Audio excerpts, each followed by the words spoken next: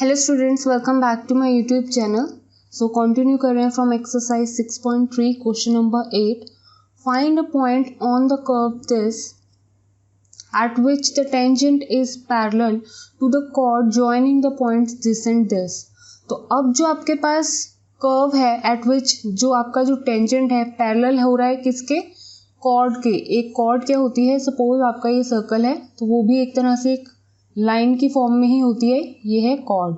ठीक है, सो कॉर्ड के बारे में आपको पता ही है कि आपके पास ये जो कॉर्ड के लिए एक पूरी लाइन बनाने के लिए जो पॉइंट्स गिवन है, यहाँ पे एक पॉइंट है आपका 2,0, एक पॉइंट है आपका 4,4। सो लेकिन इस क्वेश्चन को करने से पहले यहाँ पे जो कंसेप्ट आपका लगेगा वो क्लास 11th के बेस पे लगेगा। So now let's recall some concept from chapter 10 class 11 straight lines. So आपने क्या पढ़ रखा है कि जब आपके पास 2 पॉइंट्स हैं ऑफ द लाइन, कोई भी लाइन हो लेकिन आपके पास उस लाइन के लिए 2 पॉइंट्स हैं लाइक दिस, एक है x1 y1, एक है x2 y2, तब आप उन पॉइंट्स की हेल्प से स्लोप कैसे निकाल सकते हो, like this, that means y2 minus y1 divide by x2 minus x1।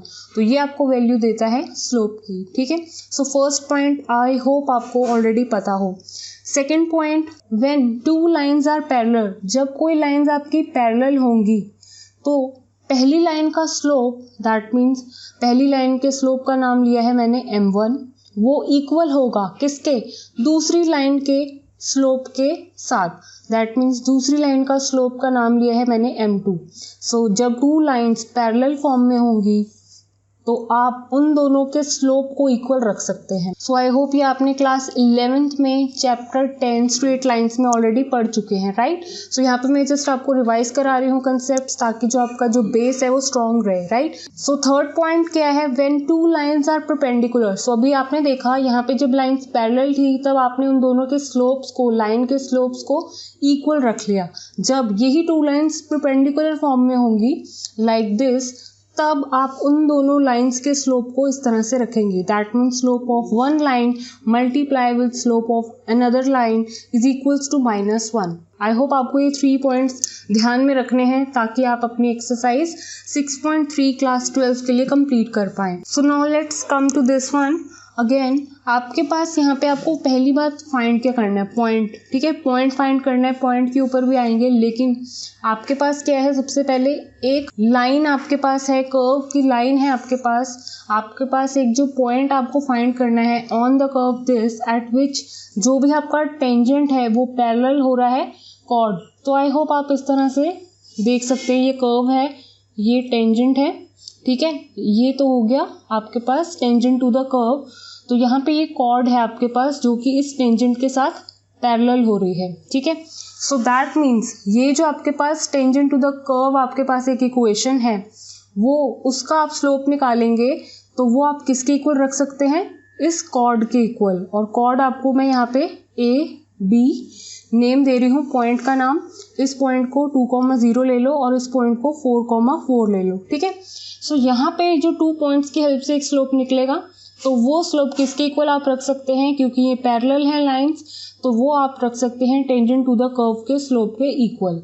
So that means इसका जो स्लोप निकलेगा वो किसके इक्वल रख सकते हो, जो आप इन दोनों पॉइंट्स के हेल्प से स्लोप निकालोगे। ठीक है, सो यहाँ पे देखो, फर्स्ट ऑफ ऑल सबसे पहले मैं इसका स्लोप निकाल लेती हूँ, डायरेक्ट डिफ्रेंसिएशन करना है, नथिंग एल्स। सो यहाँ पे आपके पास dy बाय dx डिफ्रेंसिएशन करने के बाद आपके पास वैल्यू क्या आई है, इस तरह से। ठीक है, अब आपको निकालना है slope of the chord AB। So तभी आप इसको इक्वल रख सकते हो, राइट। ये है slope of the tangent to the curve and ये आप निकाल रहे हैं slope of the chord AB। अब ये दोनों लाइंस के हैं, पैरेलल हैं, तो अब इनका स्लोप अब आप इक्वल रख सकते हो, ये भी मैंने आपको कंसेप्ट बताया। तो स्लोप यहाँ पे जब आपके पास 2 पॉइंट्स हैं, पॉइंट्स आपके पास क्या क्या हैं, 2,0 एंड पॉइंट अनदर पॉइंट क्या है 4,4। यहाँ पे आप पॉइंट A एंड B आप इसको लिख सकते हो। सो यहाँ पे ये x1 ये y1 ये x2 ये y2। सो यहाँ पे y2 माइनस y1, सो यहाँ पे y2 minus y1 x2 minus x1 में पॉइंट्स की वैल्यू फिट कर देते हैं। सो यहाँ पे y2 माइनस y1 ये x2 माइनस x1 में पॉइंट्स की वैल्यू फिट कर देते हैं। सो यहाँ पे y2 minus y1 x2 minus x1 में पॉइंट्स की वैल्यू फिट कर देते हैं। सो यहाँ पे y2 माइनस y1 ये x2 माइनस x1 में पॉइंट्स की वैल्यू फिट कर देते हैं।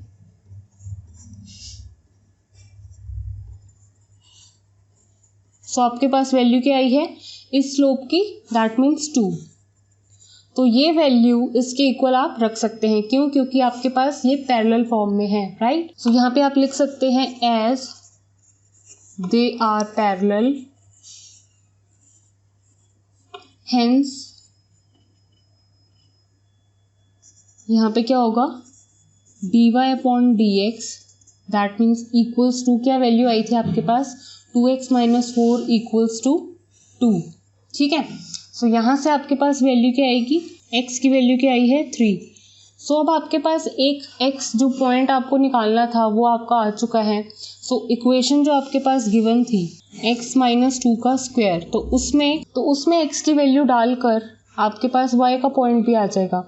सो आपके पास y की वैल्यू क्या आई है 1 एंड x की वैल्यू क्या आई है, सो जो पॉइंट आपको बोला गया था वो आपका आ चुका है 3,1। सो इसी पॉइंट की बात कर रहे थे। आई होप आपको क्लियर हो गया हो। क्वेश्चन नंबर 8 बहुत ही ईजी था। Now let's see question number 9। Find the point on the curve this at which the tangent is this. So आपको यहाँ पे अगेन पॉइंट ही निकालना है, कहाँ पर, ऑन द कर्व दिस। ये आपके पास एक कर्व होगी एट विच, जिस पर जो आपका टेंजेंट की इक्वेशन आपको कभी कभी नहीं गिवन होती है। अभी तक जितने क्वेश्चंस देखे थे आपने उसमें टेंजेंट की इक्वेशन नहीं देते थे, बस एक ही दे देते थे, tangent to the curve, right. तो वो आपके पास अब यहाँ पे कर्व की इक्वेशन के साथ साथ टेंजेंट की इक्वेशन भी है। तो tangent to the curve actual में दिखते कैसे हैं, ऐसे। तो दैट मीन्स ये जो पॉइंट होता है ये होता है टेंजेंट टू द कर्व। इसका मतलब डायरेक्ट है कि जब आप इसको डिफ्रेंशिएट करोगे जो भी वैल्यू आएगी स्लोप की, एंड इसको डिफ्रेंशिएट करोगे जो भी वैल्यू आएगी स्लोप की, सो दैट मीन्स आप इन दोनों के स्लोप को क्या रख सकते हैं, इक्वल। कहने का मतलब ये है टेंजेंट टू द कर्व। तो आपके पास ये जो स्लोप की वैल्यू आती है, चाहे अगर आपको सिर्फ कर्व की इक्वेशन दे रखी हो तो आपको क्या करना होता है, वहाँ से डिफ्रेंशिएट करते हो आपको स्लोप मिल जाता है। तो चाहे यहाँ पे अब आपके पास दो वैल्यूज़ हैं, मतलब इक्वेशन की भी वैल्यू दे रखी है, कर्व की भी वैल्यू दे रखी है। कहने का मतलब उनका यही है कि चाहे आप इसका स्लोप लें इसका स्लोप लें, एक ही बात है। तो राइट नाउ आपको पॉइंट निकालना था, तो दोनों को अगर डिफ्रेंसिएशन करेंगे दैट मीन्स दोनों को स्लोप की फॉर्म में लेकर आएंगे और आप इनको रख सकते हैं equal, because one of the same thing, right. So यहाँ पर मेरे पास ये जो इक्वेशन है इसका जब मैं डिफ्रेंसिएशन करूँगी तो मेरे पास वैल्यू आएगी इस तरह से। ऐसे ही मेरे पास टेंजेंट की इक्वेशन है, इसका डिफ्रेंसिएशन करूँगी तो मेरे पास वैल्यू आएगी ये। इन दोनों को मैं क्या रख सकती हूँ, इक्वल। तो यहाँ से वैल्यू क्या आएगी आपके पास, दैट मीन्स +-2। पॉइंट निकालना था आपको क्लियरली, राइट। बहुत इजी आ गया है आपके पास। x की वैल्यू एक बार +2 एक बार -2, तो आप यहाँ पे y की इक्वेशन में पुट करके अपने वैल्यू निकाल सकते हो। सो अब यहाँ पे हमारे पास जो y की वैल्यू है कर्व में आपको डालनी है, x की वैल्यू एक बार +2 that means -9।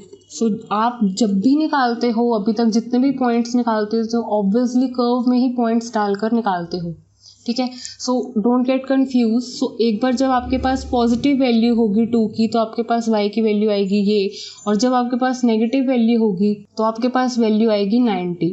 Now let's see next question. Find the equation of all the lines having slope -1 that are tangents to the curve this. आपको इक्वेशन निकालनी है उन सभी लाइनों की जिनका स्लोप होगा -1 and that are tangents to the curve this. तो क्लियर है। अब आपको इक्वेशन निकालने के लिए आपकी इक्वेशन कैसे दिखती है, y - y1 equals to slope of the tangent आता है यहाँ पे, दैट मीन्स dy/dx, साथ में x - x1। दैट मीन्स आपको पॉइंट की ज़रूरत है एंड स्लोप आपको ऑलरेडी गिवन है, that means -1, and slope of the tangent आपका यहाँ से भी निकल के आएगा। तो ये जो वैल्यू है इसके इक्वल डेफिनेटली आप रख के निकाल सकते हो point. So y equals to 1/x - 1 को डिफ्रेंशिएट करते हैं विद रिस्पेक्ट टू x, तो आपके पास वैल्यू क्या आती है, क्वोशिएंट रूल अप्लाई करोगे। सो आपके पास dy/dx की वैल्यू क्या आई है, -1/x - 1 का स्क्वायर। तो dy/dx की ऑलरेडी वैल्यू आपको एक गिवन है, that means -1। So that means value -1 में डाल दी है मैंने। सो ये माइनस से माइनस होके कैंसिल हो चुका है। सो ये वैल्यू इधर आएगी, तो वैल्यू आपको किस तरह से दिखेगी, लाइक दिस। सो यहाँ पे बस सिंपली मैंने इसका स्क्वायर ओपन कर दिया है, नथिंग एल्स। सो यहाँ से 1 cancel, x square minus 2x equals to 0। So आपको इस तरह से आप लिख सकते हो। सो एक बार x की वैल्यू 0 और एक बार x की वैल्यू क्या आई है 2। सो स्लोप आपके पास ऑलरेडी है, पॉइंट आपका x की फॉर्म में आ चुका है, y की फॉर्म में निकालने के लिए आपको इसमें वैल्यू डालनी पड़ेगी। सो जब मैंने x की वैल्यू जब 0 डाली तो मेरे पास वैल्यू क्या आई है -1 y की। सो एक पॉइंट जो आपका आया है 0, -1। सो ऐसे ही जब मेरे पास x की वैल्यू 2 होगी तो आपके पास वैल्यू क्या आएगी 1, +1 किसकी, y की। सो दूसरा पॉइंट आपका यहाँ पर आ चुका है, दैट मीन्स 2, 1। तो पॉइंट है आपके पास, स्लोप की वैल्यू है आपके पास, आपको सिंपली अभी इक्वेशन निकालनी है, सिंपली इसमें वैल्यूज डालनी है और आपकी वैल्यू आ जाएगी। सो यहाँ पे मैं वैल्यू डाल रही हूँ, ये -1 स्लोप की वैल्यू है। ऐसे ही यहाँ पे इसको सॉल्व करोगे तो आपके पास वैल्यू क्या आएगी, y + x -1 - 2 equals to 0। That means like this. यहाँ से वैल्यू क्या आई है आपकी, like this. So now let's see question number 11, 12 बिल्कुल एग्जैक्टली क्वेश्चन नंबर 10 की तरह ही है, लेकिन क्वेश्चन नंबर 10 एंड 11 में एक ही डिफरेंस है। सो वो आपको मैं अभी बताती हूँ। सो यहाँ पर भी आपको इक्वेशन ही फाइंड करनी है of all the lines having the slope 2 which are tangents to the curve this. Exactly question number 10 की तरह है, बस यहाँ पे वैल्यूज चेंज हुई है, नथिंग एल्स। तो यहाँ पे मेरे पास स्लोप है, इसका डिफ्रेंसिएशन करूँगी, जो भी वैल्यू आएगी वो 2 के इक्वल रख दूंगी। एग्जैक्टली वैसे ही मैंने किया है, लेकिन यहाँ पर जब आप सॉल्व करते करते यहाँ पर पहुँचेंगे तो अगर आपको ध्यान से देखेंगे तो ये जो आपके पास स्क्वायर की टर्म है ये इक्वल्स टू नेगेटिव कभी भी नहीं हो सकती। सो ये पॉसिबल ही नहीं है। सो दैट मीन्स हेंस आपके पास यहाँ पे कोई भी ऐसी इक्वेशन नहीं आएगी जिसका स्लोप होगा 2 and which are tangent to the curve this. So अगर आप क्वेश्चन नंबर 11 का सोल्यूशन एनसीईआरटी बुक में पीछे भी देखेंगे तब भी आपको यही मिलेगा कि यहाँ पे आपके पास जो सोल्यूशन है वो पॉसिबल ही नहीं है। एंड वो मैंने आपको बता दिया है क्यों, बिकॉज यहाँ पे जो स्क्वायर की टर्म है वो नेगेटिव के इक्वल हो ही नहीं सकती। अगर आप क्वेश्चन नंबर 10 देखेंगे तो वहाँ पर आपके पास जो भी वैल्यू आई थी वो इस तरह से नहीं थी, और ना ही आप क्वेश्चन नंबर 12 में इस तरह से वैल्यू को देखेंगे। सो क्वेश्चन नंबर 12 भी एग्जैक्टली सेम है, बस यहाँ पे स्लोप अब 0 है एंड इक्वेशन जो कर्व की है वो चेंज है। तो एग्जैक्टली यहाँ पे इसका डिफ्रेंसिएशन करने के बाद dy/dx जो स्लोप गिवन है उसकी वैल्यू 0 रखेंगे। उसके बाद अगर आप देखेंगे ये पूरी टर्म इधर जाके 0 हो रही है एंड आपके पास सिर्फ ये वैल्यू आ रही है, जिसको सॉल्व करने के बाद आपके पास x की वैल्यू 1 आ चुकी है। तो यही x की वैल्यू 1 यहाँ पर डालने पे y का पॉइंट भी आ जाएगा। तो ये पॉइंट आ चुका है, स्लोप आपके पास ऑलरेडी गिवन है। तो ये है आपकी इक्वेशन जो कि आपकी क्वेश्चन 12 में है। सो अगर आपको एक थोड़ा सा फास्ट लग रहा है सो डोंट गेट कन्फ्यूज, आपके पास हर एक तरह का सोल्यूशन आपको PDF डिस्क्रिप्शन में जो मैंने प्रोवाइड किया है लिंक, आप उसको डाउनलोड कर सकते हैं एंड आप नोट डाउन कर सकते हैं हर एक solution. So now let's see question number 13। Find points on the curve this at which the tangent is parallel to x-axis and second parallel to y-axis। तो ये मैंने सॉल्व्ड एग्जाम्पल में भी आपको बताया था for exercise 6.3। So the major difference in both of this is, अगर आपके पास एक कर्व की वैल्यू है, इक्वेशन की वैल्यू है एट विच द टेंजेंट्स पहली बार कहाँ पे पैरेलल हो रहे हैं एक्स एक्सेस, तो इसका मतलब डायरेक्ट होता है ये, और dy/dx की वैल्यू क्या लेनी है आपको 0। जब यही टेंजेंट्स पैरेलल होते हैं y एक्सिस के, दैट मीन्स dx/dy आपको लेना होता है 0। आई होप यहाँ पे मैं क्लियर हूँ, ये सॉल्व्ड एग्जाम्पल में भी मैंने आपको बता रखा है।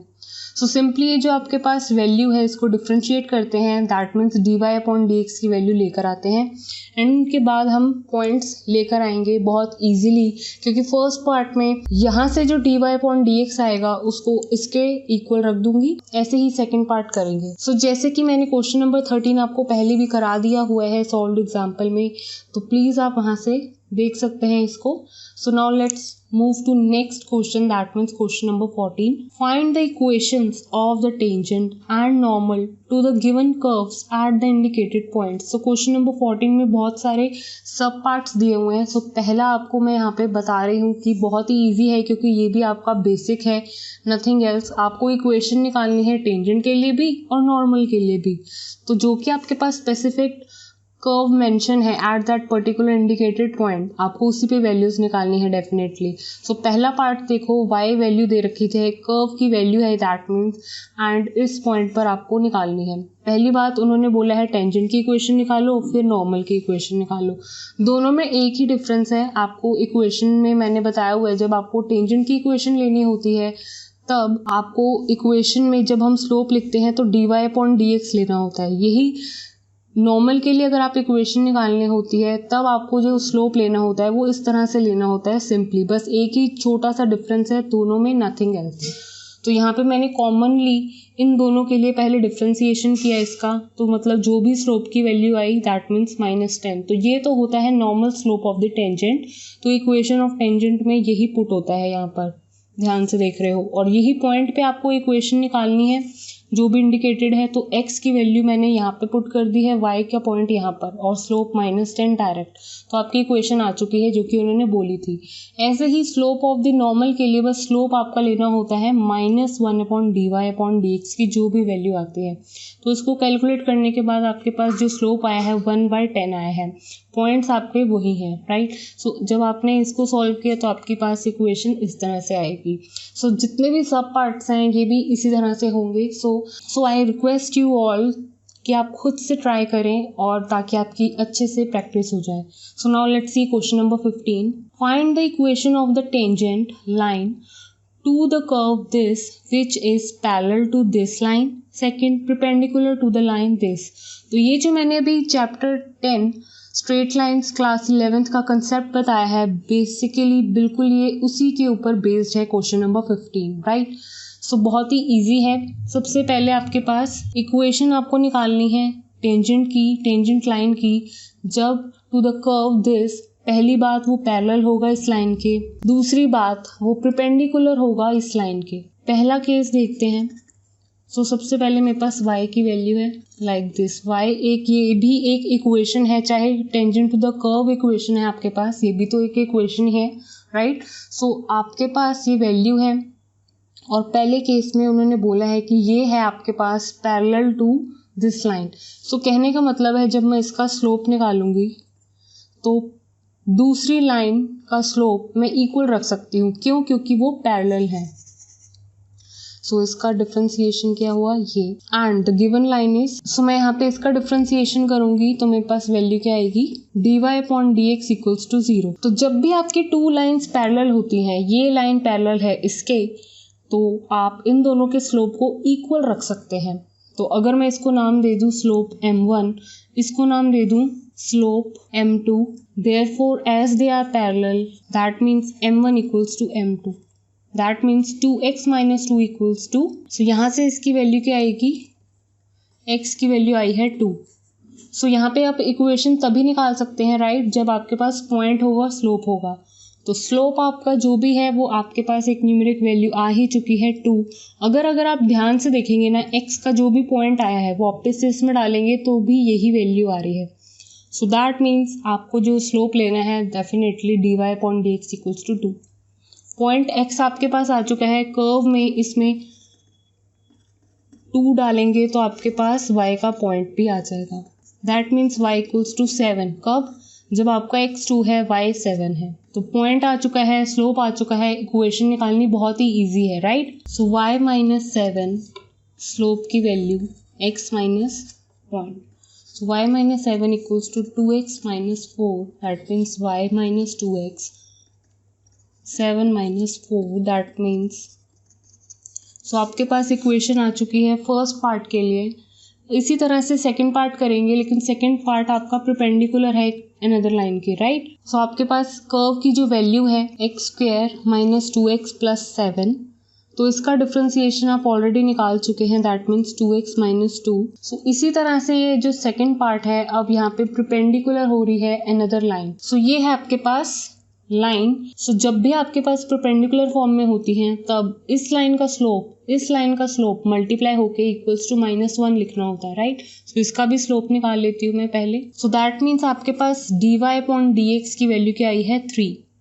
सो एज दे आर परपेंडिकुलर आप लिख सकते हैं as they are perpendicular, hence m1 × m2 equals to -1। So slope के नेम्स आप m1 m2 फिर से आप मार्क करके लिख सकते हैं। सो 2x - 2 इंटू 3 इक्वल्स टू -1। सो कहने का मतलब है 6x - 6 इक्वल्स टू -1। सो आपके पास x की वैल्यू आई है यहाँ पर इस तरह से। तो y जो कर्व है आपके पास, इसमें वापस से x की वैल्यू डालकर y का वैल्यू आ सकती है। सो इसको जब आप कैलकुलेट करोगे तो आपके पास वैल्यू आएगी 217/36। तो आपके पास कंप्लीट पॉइंट आ चुका है 5/6, x की वैल्यू, y की वैल्यू 217/36। सो पॉइंट आ चुका है, स्लोप आपके पास ऑलरेडी आ चुका है, दैट मीन्स 3।